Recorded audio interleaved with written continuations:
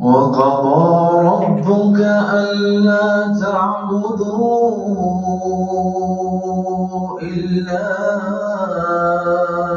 إياه وبالوالدين إحسانا إما يبلغن عندك الكبر أحدهما أو كلاهما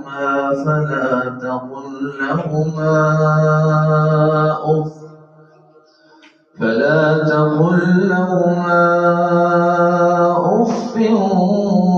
ولا تنهرهما وقل لهما قولا كريما واخفض لهما جناح الذل من الرحمة وقل رب ارحمهما كما ربياني صغيرا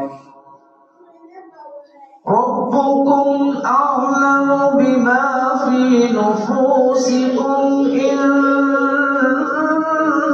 تكونوا صالحين فإنه كان للأوابين غفورا وآت ذا القربى حقه والمسكين وابن السبيل ولا تبذر تبذيرا إن المبذرين كانوا إخوان الشياطين وكان الشيطان لربه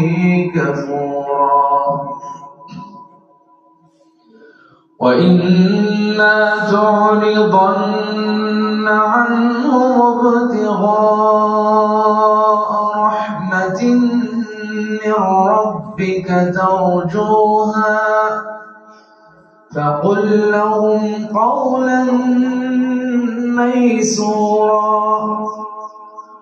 ولا تجعل يدك مغلولة إلى عنقك ولا تبسطها كل البسط فتقعد ملوما محسورا إن ربك يبسط الرزق لمن يشاء ويقدر إنه كان بعباده خبيرا بصيرا ولا تقتلوا أولادكم خشية إملاق نحن نرزقهم وإياكم إن قتلهم كان خطأ كبيرا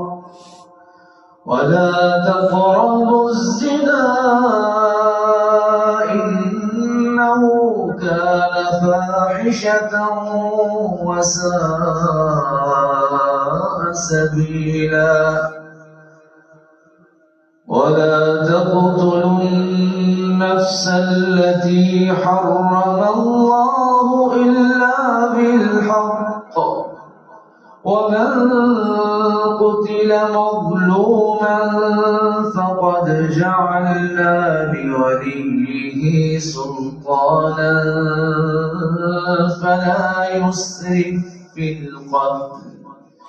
إنه كان منصورا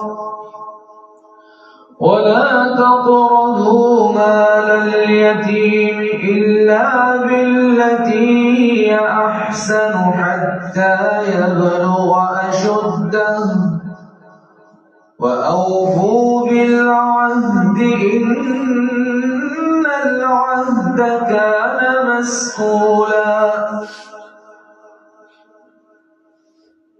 ولا تقربوا مال اليتيم إلا إلا بالتي هي أحسن حتى يبلغ أشده وأوفوا بالعهد إن العهد كان مسؤولا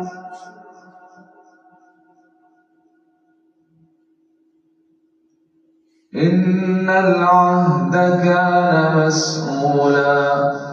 وأوفوا الكيل إذا كلتم وزنوا بالقسطاس المستقيم ذلك خير وأحسن تأويلا ولا تقف ما ليس لك به علم إن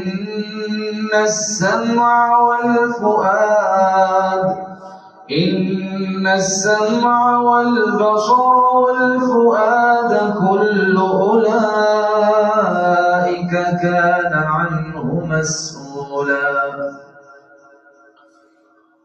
ولا تمش في الأرض مرحا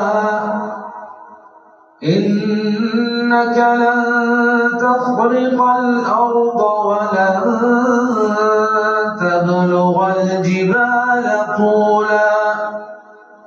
كل ذلك كان سيئه عند ربك مكروها ولا تقربوا مال اليتيم إلا بالتي هي أحسن حتى يبلغ أشده وأوفوا بالعهد إن العهد كان مسؤولا وأوفوا الكيل إذا كلتم وزنوا بالقسطاس المستقيم ذلك خير وأحسن تأويلا ولا تقف ما ليس لك به علم إن السمع والبصر والفؤاد كل أولئك كان عنه مسؤولا ولا تمش في الأرض مرحا إنك لن تخرق الأرض ولن تبلغ الجبال طولا كل ذلك كان سيئه عند ربك مكروها ذلك مما أوحى إليك ربك من الحكمة ولا تجعل مع الله إلها آخر فتلقى في جهنم ملوما مدحورا أفأصفاكم ربكم